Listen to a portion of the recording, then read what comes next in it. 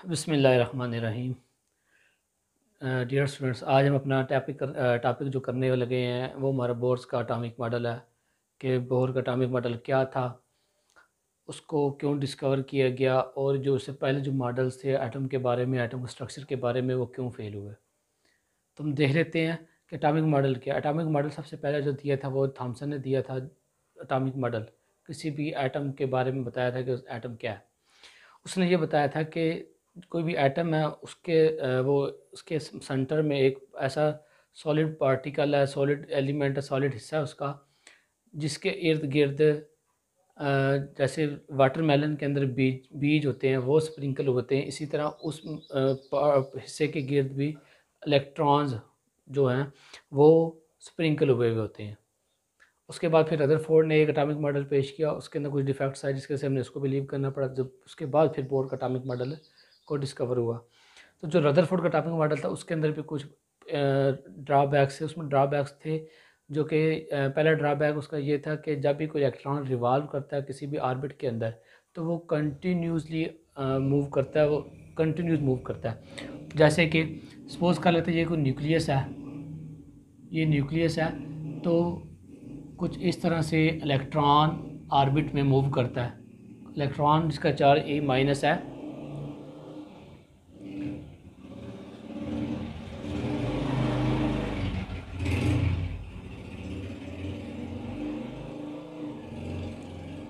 जो रदरफोर्ड का पहला जो ड्रॉबैक था वो ये था, जब भी अनस्टेबल एनर्जी लेवल्स या ऑर्बिट हम कह लें। मतलब क्या कि रदरफोर्ड ने यह कहा था जो भी इलेक्ट्रॉन है जो मूव करता है किसी भी न्यूक्लियस के अराउंड उसके अपने पाथ में, वो उसका जो पाथ होता है वो कंटिन्यूस पाथ होता है, और जैसे जैसे वो मूव करता जाता है उस पाथ के अंदर, और एक पॉइंट ऐसा आता है वो न्यूक्लियस के अंदर गिर जाता है, गिरने के बाद वो एटम जो है वो कोलैप्स हो जाता है, एटम ख़त्म हो जाता है। एक ये ड्रॉबैक था। उसका जो दूसरा ड्रॉबैक था वो ये था, जब ये इलेक्ट्रॉन रिवॉल्व करता है, इसके इलेक्ट्रॉन इस ऑर्बिट्स के अंदर या पाथ के अंदर, तो ये पाथ के अंदर रेडिएशंस को या एनर्जी को खारिज करता है, रेडिएशंस इमिट करता है, जो कि ऐसा नहीं था। इन दो ड्रॉबैक्स को देखते हुए बोहर ने एटॉमिक मॉडल पेश किया और उसने इसका हल निकाला। जो बोहर का एटॉमिक मॉडल था उसको हम देख लेते हैं। उसने हमें कुछ पास्टुलेट दिए थे। पहला पास्टुलेट हम अगर हम बोर का देखते हैं तो बोर ने पहले ये कहा था कि जब इलेक्ट्रॉन मूव करता है इन सर्कुलर ऑर्बिट के अंदर, ये ऑर्बिट्स जो इनके डिस्क्रीट ऑर्बिट्स होते हैं, ऑर्बिट्स डिस्क्रीट होते हैं, जिनकी एनर्जी भी फिर क्या होगी, क्वांटाइज होगी। एक तो इसने ये पॉइंट दिया। दूसरा पॉइंट इसने ये दिया, जो इलेक्ट्रॉन जब मूव करे इनका एंगुलर मोमेंटम होगा, जो एंगुलर मोमेंटम होगा एल, जो कि एम वी आर होना must be equal to N H काट के। जो एंगुलर मोमेंटम है उस इलेक्ट्रॉन के, सिर्फ those energy levels are allowed which having angular momentum M V R is equal to N H bar. इसको हम यूँ भी लिख सकते हैं कि M V R is equal to N H over 2 pi. सिर्फ वो ऑर्बिट्स अलाउ होंगे जिनमें एंगुलर मोमेंटम इलेक्ट्रॉन का ये होगा। इसको फिर हम एच बार की जगह एच ओवर 2 पाई लिख दिया। थर्ड वन ये था कि जो भी इलेक्ट्रॉन रिवॉल्व कर रहे हैं वो एनर्जी इमिट या ऑब्ज़र्व हर वक्त नहीं करेंगे, सिर्फ एक स्पेसिफिक टाइम के लिए करेंगे जब वो ट्रांजिशन करेंगे। ट्रांजिशन करेंगे, ट्रांजिशन का मतलब क्या है। सपोज कर लेते हैं हमारे पास दो एनर्जी लेवल हैं, ये E1 एनर्जी लेवल है और ये E2 energy level, lower energy level और ये हायर एनर्जी लेवल। जब इलेक्ट्रॉन सपोज कर ले एनर्जी लेवल E1 के अंदर है, जब ये E2 एनर्जी स्टेट में जाएगा या इलेक्ट्रॉन E2 एनर्जी स्टेट से E1 एनर्जी स्टेट में, यानी लोअर एनर्जी स्टेट से हायर एनर्जी स्टेट में या हायर एनर्जी स्टेट से लोअर एनर्जी स्टेट में आएगा, तब वो एनर्जी को रेडिएट करेगा। अदरवाइज़ इन ऑर्बिट्स के अंदर अगर वो मूव कर रहा है तो फिर वो रेडिएशन इमिट नहीं करेगा। तो जो इसने बोहर के जो डिस्क्रीट एनर्जी लेवल थे जिनको हम स्टडी करते हैं वो कुछ इस तरह से थे। सेंटर में एन यानी कि nucleus, first orbit, second orbit, third orbit. तो कुछ इस तरह से उसने जो एनर्जी लेवल से उसने बताए। तो देख लें यहाँ पे जो एनर्जी लेवल है हमारे पास डिस्क्रीट एनर्जी लेवल है और हर एनर्जी लेवल की एक एनर्जी जो कि क्वांटाइज एनर्जी है। सेकंड पास्टुलेट मैंने बताया आपको कि angular momentum those energy states are allowed जिनके अंदर electron orbital angular momentum MVR equal to NH cut के इक्वल या NH ओवर 2 पाई के इक्वल होगा। थर्ड वन हमारे पास ये था कि इलेक्ट्रॉन तभी रेडिएशंस को इमिट करेगा या एनर्जी को ऑब्जर्व या इमिट दोनों पॉसिबिलिटीज़ हो सकती करेगा जब वो लोअर एनर्जी स्टेट से हाई एनर्जी स्टेट या हाई एनर्जी स्टेट से लोअर एनर्जी स्टेट यानी कि ट्रांजिशन करेगा, अदरवाइज एनर्जी उसकी रिलीज या ऑब्जर्व नहीं होगी। नेक्स्ट हम देख लेते हैं जो हमने पैरामीटर्स निकाले इसकी एनर्जी है, इसकी जो एनर्जी इमिट होती है वो क्या होती है। जो एनर्जी होती है E2 minus E1 is equal to HF के जो एनर्जी ऑब्जर्व होगी, जो फोटोन इमिट होगा जब भी इलेक्ट्रॉन हाई एनर्जी लेवल से लोअर एनर्जी लेवल के अंदर ट्रांजिशन करेगा, तो जो फोटोन जो एनर्जी इमिट होगी वो कितनी एनर्जी होगी, वो एनर्जी इन दोनों एनर्जी स्टेट्स के दरमियान जो एनर्जी का गैप है उतनी एनर्जी गैप का जो डिफरेंस है उतनी एनर्जी क्रिएट होगी। इसको मैं लिख सकता हूँ EP minus EN is equal to HF या EP minus EN is equal to HF की जगह C ओवर लैम्डा, यहाँ से EP माइनस EN बटे में यहाँ पे मैं 1 over HC is equal to 1 over lambda. इस इक्वेशन को मैं इक्वेशन नंबर 1 कह देता हूँ। अब यहाँ से मैं एनर्जी का रिलेशन फाइंड आउट करने लगूँ कि एनर्जी क्या थी एन स्टेट के अंदर इलेक्ट्रॉन की जो एनर्जी है वो क्या है। अब हमने टॉपिक पढ़ेंगे रेबर्ग बाल्मर रेडबर्ग फार्मूला, उसका जो फार्मूला है वो है 1 over lambda is equal to R, यहाँ पे 1 over lambda 1 over lambda is equal to है R जो है वो रेबर्ग कांस्टेंट है, और यहाँ पे फिर 1 over N square minus 1 over P का स्क्वायर। इस तरह से इसको मैं मुसावात नंबर 2 कह देता हूँ। अब हम इन दोनों को कंपेयर करने से हमारे पास जो वैल्यू आएगी EN की वो हम फाइंड आउट कर लेते हैं। तो कंपेयर कर लेते हैं।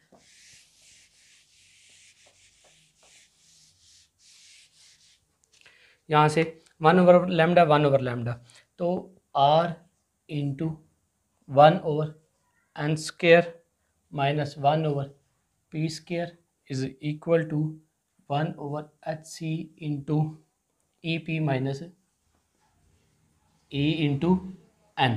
इस तरह से अब मैं HC को इधर ले आऊँ तो ये मेरे पास HCR, इसको साथ में मल्टीप्लाई कर देता हूँ माइनस RHC ओवर P का square is equal to EP minus EN। कुछ इस तरह से मेरे पास ये बन जाता है। अब मैंने यहाँ से EP और EN की वैल्यू फाइंड आउट करनी है, तो EP को मैं थोड़ा अरेंज कर लेता हूँ। EP के साथ ये वाला आएगा जो कि EP equal to minus HCR over P का स्क्वायर, और इसी तरह EN के साथ ये प्लस है तो माइनस इधर आ जाएगा तो ये बन जाएगा माइनस HCR ओवर N का स्क्वायर। तो ये हमने एनर्जी के रिलेशन निकालने हैं इलेक्ट्रॉन की N स्टेट के अंदर और P स्टेट के अंदर, ये दो हमारे पास एनर्जी के लेवल्स हैं। अच्छा, अब यहाँ से अगर हम वैल्यू पुट करते हैं H की, अगर मैं EN निकालूँ यहाँ से EN is equal to H plus constant है जिसकी value 6.64 multiply 10 to power minus 34, C की value 3 multiply 10 to power 8 metre पर सेकेंड, R जो सा रेबर कांस्टेंट है इसकी वैल्यू हम लगा देते हैं 1.1 मल्टीप्लाई 10 टू पावर प्लस का 7 ओवर एंस का स्क्वायर। इस तरह से ये वैल्यूज़ मैंने पुट कर दी हैं। यहाँ से जो इसको सॉल्व करूँगा इलेक्ट्रॉन वोल्ट की जो हमारी वैल्यू है minus 13.6 electron volt over N का square is equal to EN। तो ये मेरे पास वो एनर्जी की वैल्यू जो एन स्टेट के अंदर हम एनर्जी हमारे पास मौजूद है। अब हम क्या करेंगे, एन हमारे पास यहाँ पे प्रिंसिपल क्वांटम नंबर है, प्रिंसिपल क्वांटम नंबर, और इसकी वैल्यू 1 2 3 4 एंड सो ऑन है। अब हम एन की जगह पे वैल्यू चेंज करते जाएंगे और देखते जाएंगे कि इलेक्ट्रॉन हमारे पास जो एनर्जी आती है एन उस स्टेट के अंदर इलेक्ट्रॉन की कितनी एनर्जी है। E1 अगर मैं पुट करता हूँ तो माइनस 13.6 इलेक्ट्रॉन वोल्ट ओवर 1 का स्क्वायर यानी कि 1 बन जाएगी माइनस 13.6 इलेक्ट्रॉन वोल्ट। अब E2 अगर मैं पुट करता हूँ सेकंड स्टेट में माइनस 13.6 इलेक्ट्रॉन वोल्ट ओवर 2 का स्क्वायर 4 बनेगा, तो ये मेरे पास -3.4 इलेक्ट्रॉन वोल्ट राउंड अबाउट बनेगी। इसी तरह E3 में पुट करता हूँ तो -13.6 इलेक्ट्रॉन वोल्ट ओवर 9, तो ये 1 माइनस का 1.5 इलेक्ट्रॉन वोल्ट के राउंड अबाउट। इसी तरह से हम इसकी एनर्जी की वैल्यूज़ निकाल सकते हैं। इसका मतलब ये है कि E1, E2 या E3, E1 अगर हमारे पास इलेक्ट्रॉन E1 एनर्जी स्टेट में है, E1 एनर्जी स्टेट में, तो उसके पास इतनी एनर्जी -13.6 इलेक्ट्रॉन वोल्ट उसके पास एनर्जी है। अगर हमें उस इलेक्ट्रॉन को मूव करवाना है तो हमें एटलीस्ट इस +13.6 इलेक्ट्रॉन वोल्ट की एनर्जी उसको प्रोवाइड करना होगी, तभी वो इलेक्ट्रॉन उस एनर्जी लेवल यानी कि 1 एनर्जी लेवल से किसी सेकंड एनर्जी लेवल में जा सकता है। इसी तरह के बाकी केसेस के अंदर भी ऐसा ही है। नेक्स्ट हम इसके पैरामीटर्स निकाल लेते हैं कि उस इलेक्ट्रॉन की वेलोसिटी क्या होगी, मोमेंटम वगैरह उसके जो है वो हम फाइंड आउट कर लेते हैं। सबसे पहले मैं बात करता हूँ उसकी वेलोसिटी की, कि इलेक्ट्रॉन की जो वेलोसिटी है वो क्या होगी। वेलोसिटी का मैं देख लेते हैं। ये हमारा न्यूक्लियस होता है सेंटर में। मैं हाइड्रोजन एटम की बात करता हूँ। हाइड्रोजन एटम की बात इसलिए हम करते हैं क्योंकि हाइड्रोजन का एटम इंतहाई सिंपल है, क्योंकि उसका एटॉमिक मास जो है वो 1 है, उसका नंबर प्रोटॉन 1 है। और इसी तरह ये जो एटॉमिक मॉडल था बोर का, ये एप्लीकेबल था दोज एलिमेंट्स के ऊपर which having single proton, single atomic number. तो बाकी के लिए ये फेल हो गया था, लेकिन हाइड्रोजन लाइक एटम्स के लिए ये एप्लीकेबल था। ये सेंटर में न्यूक्लियस हाइड्रोजन में चूँकि एक इलेक्ट्रॉन होता है तो हमने एक इलेक्ट्रॉन इसको ले लिया। अब इस न्यूक्लियस और इलेक्ट्रॉन के दरमियान इसके ऊपर चार्ज ई है, इसके ऊपर भी चार्ज ई है, वो इलेक्ट्रॉन है और ये प्रोटॉन है। अब यहाँ से हम निकालने लगे वेलोसिटी का रिलेशन, वेलोसिटी ऑफ इलेक्ट्रॉन। उस इलेक्ट्रॉन की वेलोसिटी निकालेंगे जो वो इस ऑर्बिट के में मूव कर रहा है। यहाँ पे सिंपलिसिटी के लिए हमने लिया कि न्यूक्लियस एट रेस्ट के अंदर है और इलेक्ट्रॉन जो है वो मूव कर रहा है। अच्छा, न्यूक्लियस अगर दो चार्जेस, हम कोलम्बिक फोर्स पढ़ के आए कि कोई भी दो चार्जेस हैं उनके दरमियान फोर्स ऑफ अट्रैक्शन या रिपल्शन पाई जाती है। अगर अपोजिट चार्जेस हैं तो ज़ाहिर डेफिनेटली उनके दरमियान फोर्स ऑफ अट्रैक्शन पाई जाएगी। अगर सेम चार्जेस हैं उनके दरमियान फोर्स ऑफ रिपल्शन पाई जाएगी। तो आप अपोजिट फोर्सेज हैं जिसकी वजह से उनके चार्जेस उनके दरमियान force of coulombic force Fe पाई जाएगी। और इलेक्ट्रॉन साथ साथ मूव कर, उस कोलम्बिक फोर्स के असर की वजह से इलेक्ट्रॉन मूव कर रहे हैं इन सर्कुलर ऑर्बिट के अंदर। अगर कोई बड़ी सर्कुलर ऑर्बिट में मूव करती है तो हमें पता, हम पढ़ के आए हैं कि वो सेंट्रीपिटल फोर्स की वजह से मूव करता है। तो जो कोलम्बिक फोर्स है वो इक्वल आएगी उस सेंट्रीपिटल फोर्स की वजह से। इसकी वेलोसिटी v होगी जो कि टेंजेंशियल वेलोसिटी होगी, अगर मैं बनाऊँ तो वो v होगी, और इलेक्ट्रॉन मूव कर रहा है इस ऑर्बिट के अंदर। तो फार्मूला हम पुट करते हैं, Fe जो कि कोलम्बिक फोर्स है वो होता है Q1 Q2 बटा R का स्क्वायर, और सेंट्रीपिटल फोर्स Fc मेरे पास होती है मास इंटू वेलोसिटी का square by mv square by 2 half का mv स्क्वायर। अब यहाँ पे चार्जेस की अगर मैं बात करता हूँ, के कांस्टेंट है, कोलम्बिक कांस्टेंट, Q1 हमारे पास E है और Q2 भी हमारे पास E ही है, तो R square is equal to m into V square by 2।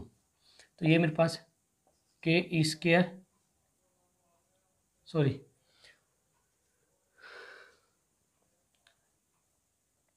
Centripetal force का हमारे पास जो फार्मूला होता है mv स्क्वायर ओवर r होता है, mv स्क्वायर ओवर r, ये काइनेटिक एनर्जी का फार्मूला है। हम इसको सेंट्रीपिटल फोर्स के को रिलेट कर रहे हैं, mv स्क्वायर बटा r, mv स्क्वायर बटा r। तो ये वो फोर्स है जो उस बॉडी को रिवॉल्व करवाएगी, घुमाएगी, उस इलेक्ट्रॉन को मूव करवाएगी इन द सर्कुलर ऑर्बिट्स के अंदर। तो यहाँ से K E square over r is equal to आ जाएगा mv स्क्वायर बटा r, यहाँ से r से कैंसिल हो जाएगा। तो यहाँ पे m इसको बटे में अगर मैं ले आऊँ तो मेरे पास आंसर आएगा K E square over m into R is equal to V का स्क्वायर। अब वी सिंगल कर दें तो मैं उस दोनों तरफ स्क्वायर रूट ले लूँ तो मेरे पास जो वैल्यू बनती है वी की वो बनेगी कुछ इस तरह से, we is equal to K E square over m into R. ये मेरे पास वेलोसिटी का फार्मूला आ जाएगा। ये वो फार्मूला जिसकी मदद से मैं उस इलेक्ट्रॉन की जो रिवॉल्व कर रहा है इन द फर्स्ट ऑर्बिट के अंदर उसकी मैं वेलोसिटी निकाल सकता हूँ। यहाँ पे के कांस्टेंट है, कोलम्बिक कांस्टेंट है, ई चार्ज अपना इलेक्ट्रॉन है, उसकी वैल्यू हम पुट कर देंगे, मैस पुट कर देंगे, और आर, यहाँ पे आर जो है वो रेडियस, अभी रेडियस हमने फाइंड आउट करना है, रेडियस क्या होता है। अगर हमें ऐसे आर हमें मिल जाए, बाकी सारी चीज़ें हमारे पास कांस्टेंट है, तो हम इसमें वैल्यूज़ पुट करके अपनी वेलोसिटी उस पार्टिकल की निकाल सकते हैं। नेक्स्ट मैं एनर्जी की बात कर लेता हूँ। एनर्जी मेरे पास काइनेटिक एनर्जी है, पहले हम काइनेटिक एनर्जी ले लेते हैं। काइनेटिक एनर्जी का जो फार्मूला होता है वो हाफ एम वी का स्क्वायर, हाफ एम वी का स्क्वायर। तो वेलोसिटी की मैंने वैल्यू फाइंड आउट कर लिया, वी स्क्वायर यहाँ पे पुट कर देते हैं, तो ये बन जाएगी के ई स्क्वायर और एम इंटू आर। ये एम से कैंसिल, तो वैल्यू बनती है के ई स्क्वायर और 2 इंटू आर। ये मेरे पास काइनेटिक एनर्जी की वैल्यू बन जाती है इस तरह से। अब नेक्स्ट मैं पोटेंशियल एनर्जी की वैल्यू निकालता हूँ उस, क्योंकि चार्ज, ये काइनेटिक एनर्जी वो है क्योंकि बॉडी मूव कर रही है, और कोई भी बॉडी मूव कर रही होती है तो उसके अंदर कोई पार्टिकल अगर मूव कर रहा होता है उसके अंदर काइनेटिक एनर्जी ज़रूर होती है, जो कि हाफ एम वी के स्क्वायर के फार्मूले से हम फाइंड आउट कर सकते हैं। नेक्स्ट हम पोटेंशियल एनर्जी निकालते हैं। तो पोटेंशियल एनर्जी बेसिकली क्या होता है, ये फोर्स ऑफ अट्रैक्शन है, फोर्स ऑफ अट्रैक्शन इनटू जो डिस्टेंस है बिटवीन इलेक्ट्रॉन एंड न्यूक्लियस, दोनों चार्जेस के दरमियान। क्यों? क्योंकि पोटेंशियल एनर्जी क्या होती है, बेसिकली पोटेंशियल एनर्जी यहाँ पे क्या है कि चूँकि इलेक्ट्रॉन, ये जो इलेक्ट्रॉन है ये इस न्यूक्लियर की जो फील्ड है, इस न्यूक्लियर की फोर्स की फील्ड है उसके अंदर मौजूद है। इसकी वजह से इस न्यूक्लियर की फोर्स की वजह से, न्यूक्लियस की जो फोर्स लग रही है इसके ऊपर, इसकी फील्ड के अंदर होने की वजह से इसके ऊपर एक इन्फ्लुएंस आ रहा है न्यूक्लियस का, और वही उसकी पोटेंशियल एनर्जी है, जो कि फोर्स ऑफ अट्रैक्शन है जिससे न्यूक्लियस को खींच रहा है, और उनके दरमियान, उन दोनों के दरमियान जो डिस्टेंस है उसको हम मल्टीप्लाई कर दें तो हमारे पास पोटेंशियल एनर्जी आ जाता है।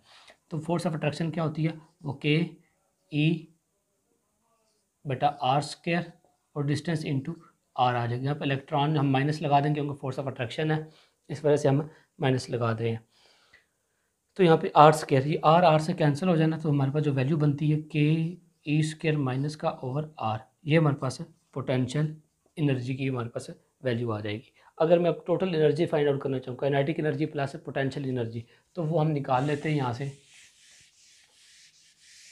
Kinetic energy plus potential energy. तो हमारे पास वो टोटल एनर्जी की वैल्यू आ जाएगी, total energy is equal to kinetic energy plus potential energy, उस पार्टिकल की, उस इलेक्ट्रॉन की जो टोटल एनर्जी वो मैं निकालने लगा हूँ। पोटेंशियल एनर्जी और काइनेटिक एनर्जी, काइनेटिक एनर्जी हमारे पास है के ई स्क्वायर और 2r प्लस माइनस हो जाएगा के ई स्क्वायर और आर, यहाँ से हम एलसीएम लेके इसको सॉल्व करेंगे 2r, तो ये बनेगा माइनस का के ई स्क्वायर ओवर 2r। तो ये वो हमारे पास एनर्जी है जो कि उस पार्टिकल की total energy, kinetic energy plus potential energy है। अब नेक्स्ट मैं इसका रेडियस निकालना चाहूँ। अब इस फार्मूले में देखिए, इस फार्मूले में भी हमारे पास हर चीज़ अवेलेबल है सिर्फ और सिर्फ रेडियस के। अगर हमारे पास ये रेडियस वाला पैरामीटर, उस इलेक्ट्रॉन जिस ऑर्बिट के अंदर मूव कर रहा है उसका रेडियस अगर हमें पता हो तो हम इजीली ये सारे पैरामीटर्स फाइंड आउट कर सकते हैं। तो इसलिए हम सबसे पहले अब इसका रेडियस निकाल लेते हैं कि रेडियस कैसे निकालते हैं। हमारे पास जो एनर्जी हमने निकाली, टोटल एनर्जी ई इक्वल है माइनस के ई स्क्वायर और 2r के, और दूसरी हमने ई एन जो निकाली एनर्जी वो माइनस एच सी आर और एन का स्क्वायर, ये हमने एनर्जीज फाइंड आउट की है। अब हम इन दोनों को अगर कंपेयर कर दें तो कंपेयर करने से हमारे पास जो वैल्यू मिलती है, यहीं पे मैं कंपेयर कर देता हूँ, माइनस के ई स्क्वायर और 2 इंटू आर, इस तरह से ये माइनस माइनस से कैंसिल हो जाएगा। इसको पहले मैं उल्टा दूँ, अगर उल्टाने से हमारे पास जो वैल्यू बनती है n square h c r is equal to 2r over k e का स्क्वायर। अब यहाँ से क्रॉस मल्टीप्लाई हम कर देते हैं, तो जो हमारे पास वैल्यू बनती है K E square N square over 2HCr is equal to R, कुछ इस तरह से बनती है। या मैं अगर डायरेक्ट इसकी वैल्यू पुट कर देता हूँ कि ये मेरे पास बनती है एन स्क्वायर और 13.6 electron volt is equal to 2r over k E square. क्योंकि हम पीछे फाइंड आउट कर रहे हैं तो हम इसी तरीके से फिर इसको हल करते हैं, ये थोड़ा सा वैल्यू ज़्यादा हो जाएंगी, हम इस तरीके से वैल्यूज़ को पुट कर देते हैं क्योंकि हमने HCr की वैल्यू 13.6 से पीछे फाइंड आउट की है। अब यहाँ से मैं इसको अरेंज कर दूँ, 2r में इधर ही रहने देता हूँ, के ई स्क्वायर इधर चला जाएगा, के ई स्क्वायर और ये एन स्क्वायर भी साथ आएगा, 13.6 इलेक्ट्रॉन वोल्ट इंटू 2, ये 2 उधर आके तकसीम हो जाएगा। अब के की हम वैल्यू लगाते हैं 9.9, जो कि कोलम्बिक कांस्टेंट की वैल्यू है के की, वो लगा लेते हैं। उसके बाद ये इलेक्ट्रॉन का चार्ज 1 से 6 से 10 की ताकत -19। उसके बाद एन ऐसे ही हम रहने देते हैं, और 13.6 यहाँ पर इलेक्ट्रॉन की वैल्यू आ रही है, वो अगेन 1.6 मल्टीप्लाई 10⁻⁻19। हम इनको मल्टीप्लाई करते हैं तो हमारे पास जो रेडियस निकलता है R1, फर्स्ट एनर्जी स्टेट का जो ऑर्बिट निकलेगा, फर्स्ट ऑर्बिट का जो रेडियस निकलेगा, वो हमारे पास आता है 53 पिकोमीटर इंटू एन का स्क्वायर। ये एन हमारे पास क्या है, वही प्रिंसिपल क्वांटम नंबर। अब अगर मैं एन यहाँ पे बात कर देता हूँ कि प्रिंसिपल क्वांटम नंबर है जिसकी वैल्यू 1, 2, 3, 4 एंड सो ऑन है।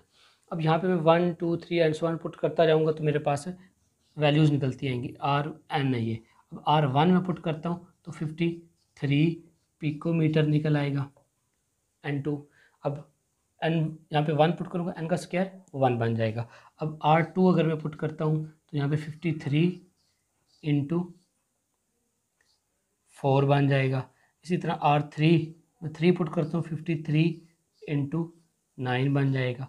इसका मतलब क्या, अगर मैं इस फार्मूले को जनरल एक फार्मूला बनाना चाहूँ तो मेरे पास R का जो फार्मूला है वो बनेगा R1 इंटू एन का स्क्वायर।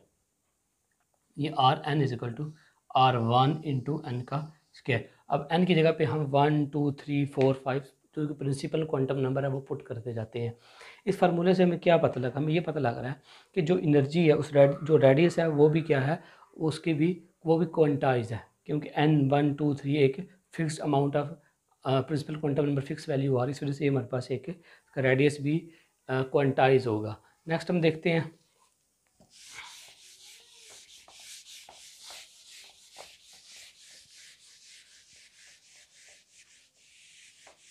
तो ये जो वो पैरामीटर्स थे जो हमने फाइंड आउट करने थे किसी भी इलेक्ट्रॉन के। अगर सिंगल इलेक्ट्रॉन है जो हमारे पास मूव कर रहा है किसी भी ऑर्बिट के अंदर, उसकी जो एनर्जी होगी, एनर्जी भी क्वांटाइज, अगर एनर्जी उसकी क्वांटाइज है तो डेफिनेटली उसके जो बाकी पैरामीटर्स हैं वो भी क्वांटाइज्ड ही होंगे।